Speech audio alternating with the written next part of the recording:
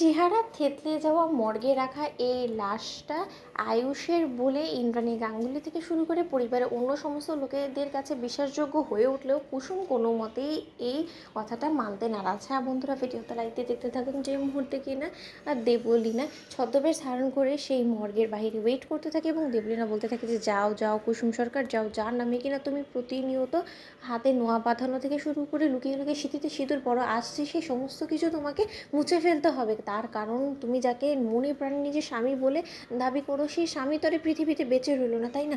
সেই স্বামী পৃথিবীতে বেঁচে আছে সেটা শুধুমাত্র জানি একমাত্র আমি, এবং যে কিনা অদৃশ্য শত্রু ইন্দ্রাণী গাঙ্গুলি সে। এছাড়া কাকপক্ষিত যাতে টের না পায় সেই ব্যবস্থা করে ফেলেছি। এবার শুধু তোমার আমি কান্না দেখার জন্য এখানে অপেক্ষা করছি। যাচ্ছ, যাও মর্গে। ঠিক সেই সময় মর্গে যাওয়া মাত্রই ঈশান, সিদ্ধার্থ, ইন্দ্রাণী গাঙ্গুলি থেকে শুরু করে সমস্ত লোকেরা যখন কিনা চেহারা থেতলে যাওয়া আয়ুষের এই লাশটা দেখে, ঠিক সেই সময় পুলিশ বলতে থাকে যে দেখুন ম্যাডাম, বুকে বল রাখতে হবে এই লাশ দেখতে হলে, কারণ লাশটা এমনভাবে এতেও তো থেতলে গিয়েছে যে দেখার পরবর্তীতে আপনার হয়তো বা কয়েকদিন নাও ঘুম হতে পারে। ঠিক সেই সময় ইন্দ্রাণী গাঙ্গুলি বলতে থাকে যে অফিসার, এবার আপনি চুপ করুন, আমি আর আপনার মুখ থেকে একটা কথা শুনতে চাই না, আমি শুধু দেখতে চাই যে এটা আদৌ আয়ুষের লাশ কিনা। কারণ আমাকে কেউ আর যাই হোক না কেন, যতবারই বলুক না কেন, আমি এখনও কোনো মতো মন থেকে মানতে পারছি না যে আমার ছেলের পৃথিবীতে বেঁচে নেই। ঠিক সেই সময় ভয়ে ভয়ে যখন কিনা ইন্দ্রাণী গাঙ্গুলি আয়ুষের চেহারা থেতলে যাওয়া সেই লাশটা দেখে, ঠিক সেই সময় ইন্দ্রাণী গাঙ্গুলি কান্নায় ভেঙে পড়ে। এবং কুসুমের তৎক্ষণিক সন্দেহ হওয়া মাত্রই যখন কিনা কুসুম বলতে থাকে যে দেবীমা, আপনি কাঁদছেন কেন বলুন তো? চেহারা থেতলে যাওয়া একটা লাশ দেখে কীভাবে আপনি এই জিনিসটা নিশ্চিত হয়ে গেলেন যেটা ছোটো সাহেবের লাশ? আমি তো কোনো মতেই মানতে পারছি না। ওনার চেহারা দেখে তো আমার যতটুকু মনে হচ্ছে এটা অন্য কারো লাশ হতে পারে, কিন্তু আমার ছোটো সাহেবের লাশ তো এটা কোনো মতেই হতে পারে না।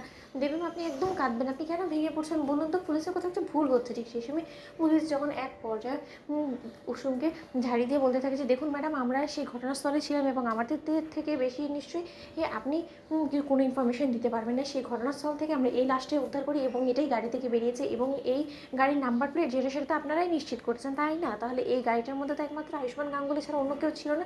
তাহলে সেই গাড়ি থেকে আমরা আয়ুষ্মান গাঙ্গুলির লাশটাকেই উদ্ধার করেছি। এখন সেই চেহারাটা থেতলে যাওয়ার ফলে এরকমটা হয়ে গেছে। এখন সেটা চিনতে পারা বা না পারাতে তো আর যাই হোক না কারণ এই বাস্তবতাটা বদলে যাবে না যে আসলে এই লাশটা ঠিক কার। এবার আপনি মানুন বা না মানুন তাতে আমাদের কোনো কিছু যায় না। আমরা যে কাজটা করেছি সেটা আমরা আপনাদের কাছে এই ডেড বডিটা হস্তান্তর করে দেওয়ার পর আমাদের আর কোনো রকম কোনো দায়ভার নেই। অন্যদিকে কথা বলা মাত্রই কুসুম যখন বলতে থাকে মর্গে থেকে বেরিয়ে এসে যে ঈশান সাহেব আমি কোনো মতে মানতে পারছি এটা ছোটো সাহেবের লাশ। ঠিক সেই সময় ঈশান বলতে থাকে যে তুমি জাদুঘর এখন আর এই ন্যাকা কাঁদুনিকে দিয়ে কী করবে বলো তো? আমার ভাইদার যে আজকে এই অবস্থাটা হলো সেটা তো তোমার জন্যই হলো, তুমি তো দায়ী এই সমস্ত কিছুর জন্য। তুমি যদি সেই সময় আমার ভাইদাকে এরকম করে না সরিয়ে দিতে তাহলে তো এমনটা হতো না। তো বন্ধুরা লাইক এবং শেয়ার করো, সাবস্ক্রাইব করো।